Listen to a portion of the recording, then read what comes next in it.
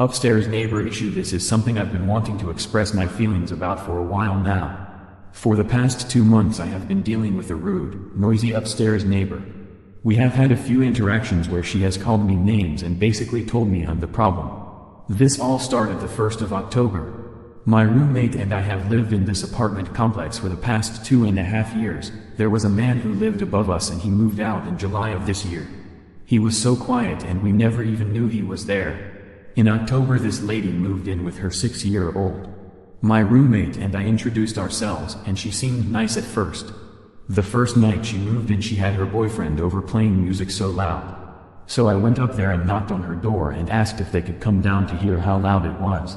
Immediately the boyfriend had an attitude with me and said if this is going to be an issue we need to sit down and have a talk. We listened to music. This was midnight on a Saturday, so the conversation basically went nowhere and the whole time this woman was being defensive and saying she didn't even have a radio. The problems began increasing after this.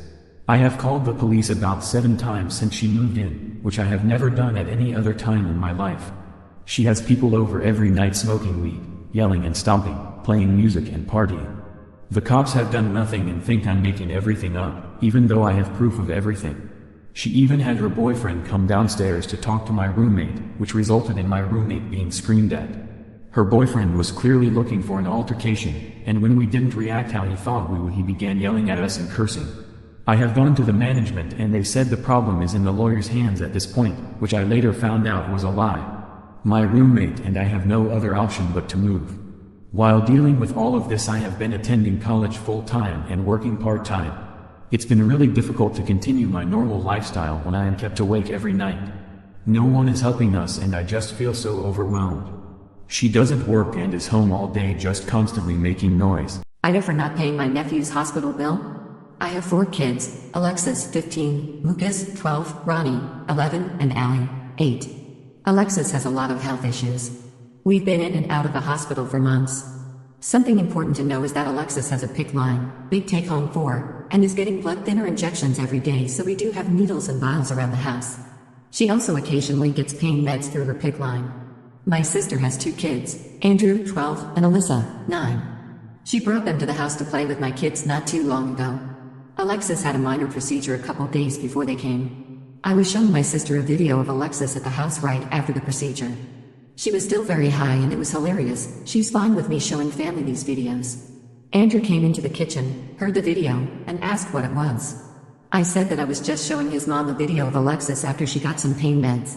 A few hours later the kids were grabbing a snack and Andrew took the container with needles and vials of the blood thinner out of the pantry. He asked what it is and I said it's Alexis's medicine. My sister and I left to take our dogs for a walk and I wanted to get a snack out of the pantry when we came back. I noticed Alexis's medicine box was moved, so I looked at it and one of the blood thinner vials was a lot more empty than before and a needle/syringe was missing. Sister and I interrogated all of the kids and we found out Andrew gave himself a high dose of the blood thinner because he thought it was her pain meds and he wanted to get high. My sister rushed Andrew to the hospital and he stayed overnight. Now she's sending me the hospital bill because I was the one that left the medicine where he could get it.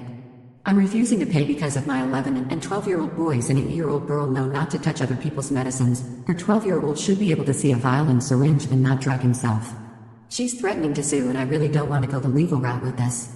Ida for not paying the hospital bills? Don't spend all of your raises. This is just a post stating the somewhat obvious thing that has become more and more apparent to me. Many of you will say, well, yeah, no shit, smile mathematically. You really just cannot adjust your lifestyle to big increases in your income, especially later in your career, and expect that to be sustainable in retirement. It just doesn't work. If you are fortunate enough to get a big raise in your 50s, do yourself a favor and save a big chunk of that incremental income. If you just habituate to the higher income, you're going to have to eventually decrease your lifestyle in retirement. In fairness, if you want to do that intentionally, that's anyone's prerogative, but just be aware of it. There's a term, marginal propensity to consume. It just means if you have an incremental $10,000, how much of that are you like to spend versus save? I have tried to keep this at around 50% for myself, looking at incremental income after taxes, meaning I also save till the 50% of incremental after tax income. If your MPC is say 90% and you experience good income growth, I think it's near impossible to have a sustainable retirement lifestyle comparable to your lifestyle near the end of your career. This got a little wordy.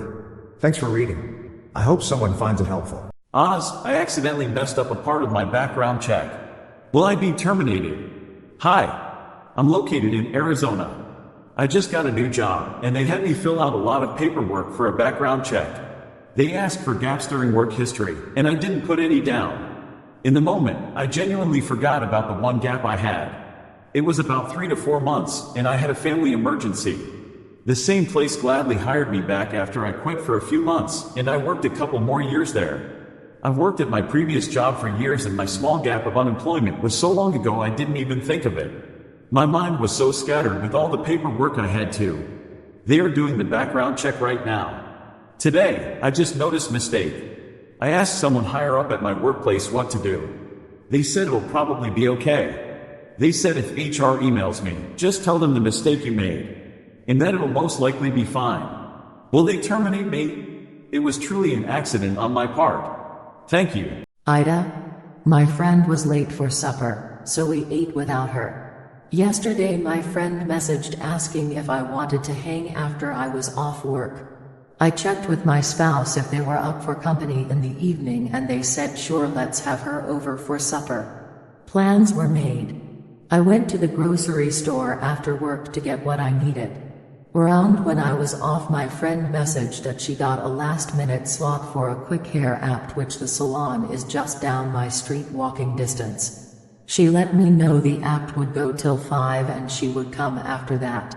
I get home, I begin cooking. I'm done cooking and message my friend to see how it's going. It's about 5:15 now, no answer. Call, no answer. I see she's active on Snapchat. 6 o'clock we decide to eat without her. My spouse ended up eating more than his share. In his eyes, you snooze, you lose. Around 6:30 to 6:45 my friend shows up. By then supper was over and done. We were on to dessert. I offered her dessert which she had, but ultimately I didn't have any food left over from supper to feed her. She hung around for 45 minutes to an hour before saying she had to go home to make herself supper. She must have been bothered as well, cause she reiterated that she needed to go home to eat multiple times. She even called her roommate over speakerphone just so we could hear that she was giving him cooking instructions. Cause I didn't want to wait for someone that couldn't give me communication that they were going to be over an hour late. We did invite her over for food that we essentially ate on her lol. Working 40 hours a week is not an excuse to not enjoy life. I'm working class and earn below the median wage in my country. I worked in customer service for over a decade. No savings. As an introvert, it is exhausting. I'm not contesting that. I'm skinny, tiny muscles. 30 years old, so my youthful energy is dissipating. Don't go to the gym, don't exercise at all actually. I also support a 4-day working week. I think it will change the world for the better, but that's just not reality. The cost of living crisis has forced me to adjust. I don't even buy butter anymore. The world is fucked and we all lack the power to enforce change. We can't even vote for change cause the politicians aren't offering it. But that's just one aspect. The big picture. The small picture, your life, is what matters. There seems to be a consensus on here that people don't have the energy to go to the gym or socialize after work. Being tired is no excuse to not enjoy your life. I do not think I'm better than those with this outlook, but I do think they should adjust their mindset. Being tired is just part of being an adult. I leave the house almost every day after work to do something. Anything. Even if it's for an hour. If you're content sitting alone and that's satisfying to you, you're not the target of this post. The people that complain that they can't enjoy life because of their full-time job aren't trying hard enough. You have to push yourself. Not too far. You still need to sleep, eat, etc., but you must make an effort to avoid being swallowed by the machine. We deserve a life outside of work. I messed up. These last 5 or so years have been very, very difficult, and I learned a lot about myself in this period of time. I've been seeing this girl for the last 5 years now. She's amazing. She really has been a light in the dark for me to try and better myself. We recently came home from a week holiday to South Africa, during which I intended on proposing to her. The holiday itself was very testing on my end. I tried my best to make things work, but as much as I really love this girl and bought a ring and everything as it was meant to be, I couldn't bring myself to propose. The truth is that I have struggled to remain faithful to her, and I realize how bad this may sound to everyone, and yes, I am deeply ashamed of myself for having to admit this, but I have a problem and I don't know how to stop. Tonight her and I broke up via text message, and I feel completely ashamed and defeated. This is my second relationship that has ended due to my infidelity, and I'm afraid that I will never be able to settle down. She was my last chance, and I'm sitting here in my bed typing this because of how lost I feel. I've caused so much hurt and pain from my actions that was so unnecessary to the people who I love and care about. I'm tired of living this life. I'm tired of being a liar. I'm tired of constantly hurting the ones I love. I'm just tired of being me. I need to change. I need to stop the hurting.